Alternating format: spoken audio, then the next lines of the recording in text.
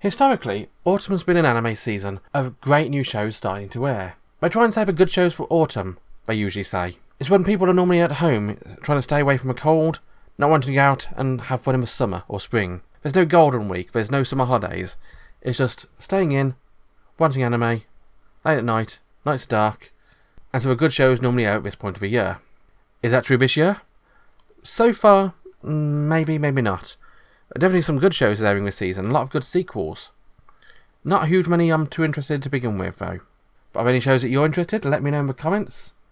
Because this is a 2021 autumn anime preview from a different perspective.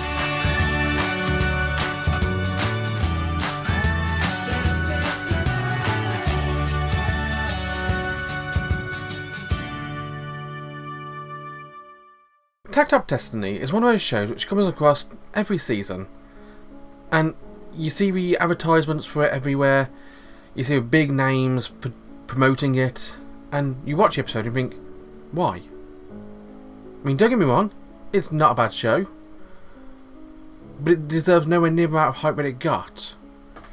Tact op.Destiny is an anime about conductors and musicians, and a world in which monsters has invaded, and any kind of music causes them to go into a fury and destroy everything.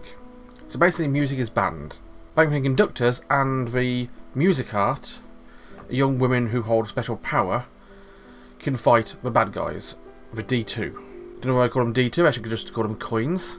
But this is a story about one particular conductor and one particular music art. Our conductor is Tact, as the title suggests, and his music art is a girl called Destiny. And him, Destiny, and a red-headed girl called Anna are travelling to New York for some reason across America. Now the first episode plays out relatively as you will. They don't really introduce the whole premise of what's going on. They basically introduce the idea of bad guys not liking music and fighting girls, saving music, but not really why or what happens and powers and such.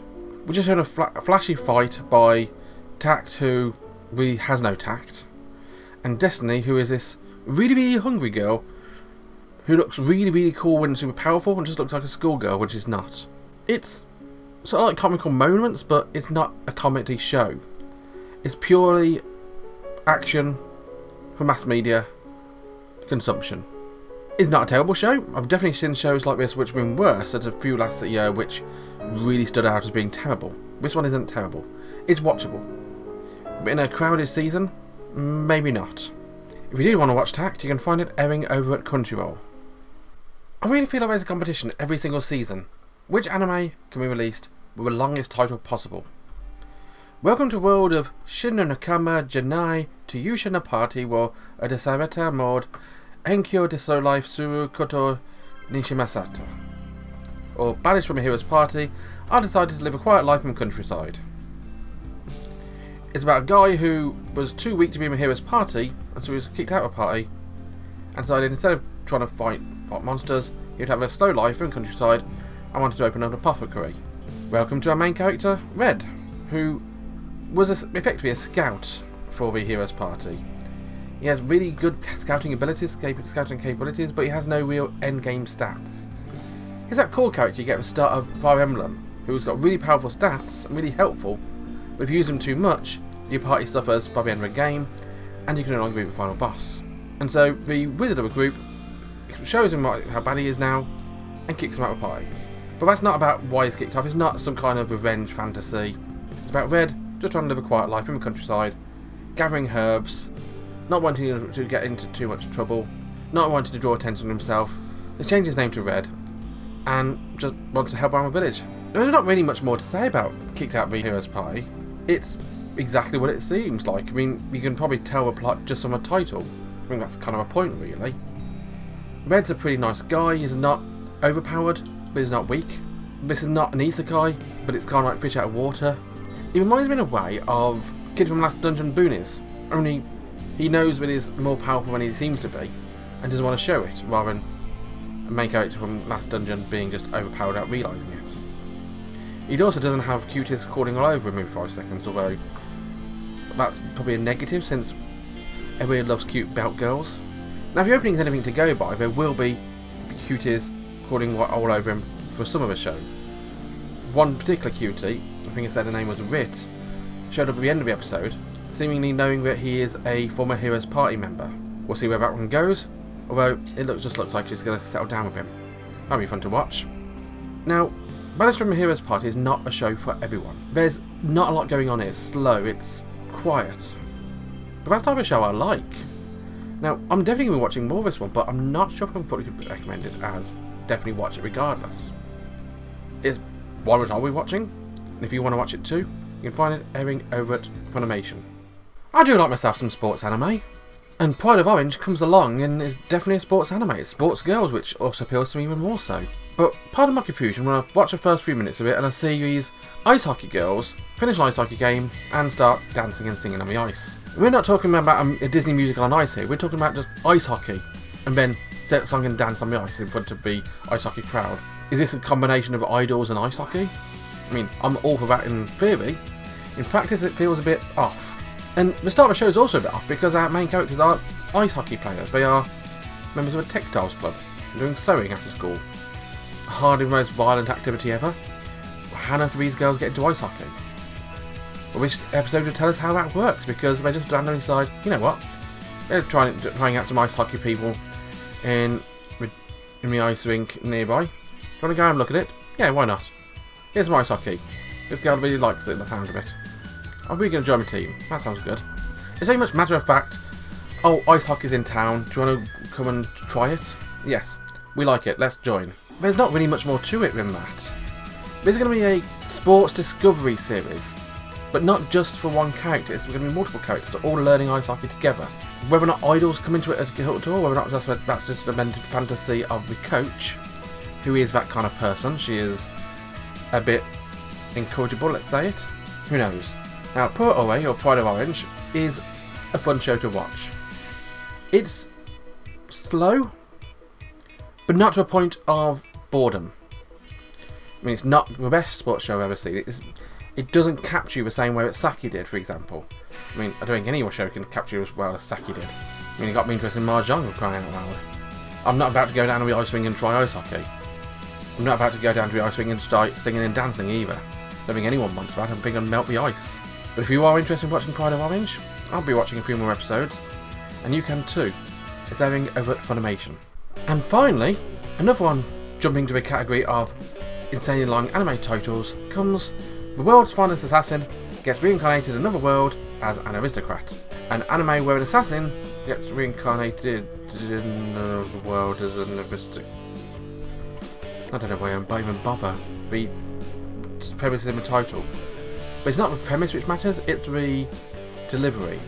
And Assassin Isekai, as I'm going to call it, does kind of deliver.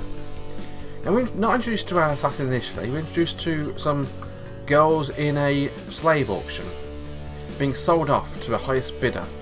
Although two of those slaves aren't actually slaves. You got Dia and Tart, they introduce themselves during the entire fight, trying to save the day, acting as slaves but using magical guns to save the day.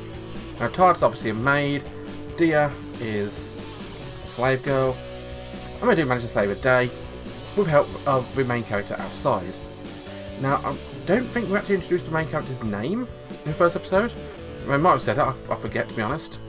Just a pretty boy sniping with another magical gun from outside.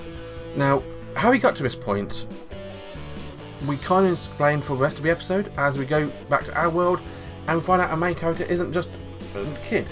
He's not a kid getting hit by a truck. No. He's an old dude. A really grizzled assassin. If you think of Kaladin from Full Metal Panic, that's the type of guy we're talking about here. The old grizzled guy, been through many battles, one mission away from retirement, literally in this case, and all shit goes down. Although he does complete his mission. He assassinates the 6 people he was sent to assassinate. He didn't even want to assassinate anymore because that's not what he was told to do. He understands that it could have been problems if he did more than he was supposed to, so he doesn't bother. He just wants to retire, settle down, maybe train a few more assassins to replace him, and go about his way. What he doesn't count for is the organisation he worked for wanting to get rid of him, because not only do they sort of try to get rid of him during the mission itself, They also basically kill him, they're the ones who kill him in the end, by hijacking a plane and then having the military shoot it down in midair. Yeah, they wouldn't have been able to release this anime a few years ago, that's for certain. But Assassin Isekai, it's got a strong premise. It's a standard Isekai. Guy gets transported to another world, getting powers, and has to defeat the bad guy. Although, he doesn't have to defeat the bad guy. He's reincarnated in another world with a single mission, given to him by a goddess who reincarnated him. Why she says this, I have no idea, I'm sure we'll find out. But the goddess decides you can be reincarnated as a super powerful assassin, an aristocrat in this world. However, you must kill the hero. Not a bad guy, not a demon, but you must kill the hero. Interesting. Not sure what's going on, there's got to be some kind of story there, which we'll get into later on in the series, I'm sure. But I think in the first few episodes we're going to be meeting our girls, because he clearly has 3 girls, because one was there sniping with him, helping him with an assassination business. No idea who they are or why they are, but it's something I'm definitely interested to find out about. Now, Assassin Isekai was a show which I considered giving a higher rating, but it hasn't shown anything special yet. It looks like a solid Isekai show, but it's nothing more than that at the moment. I'm definitely going to watch a few more episodes of it. If you want to watch some as well, you can find it airing over at Crunchyroll. And so that was Tact, Banished from a Hero's Party, PureOre, and Assassin Isekai. I've shortened some of those titles because they're too long, but what do you think of them? Let me know in the comments. Remember to like, comment, and subscribe, and find me on Twitch for more. And join me next time. Until then, bye bye.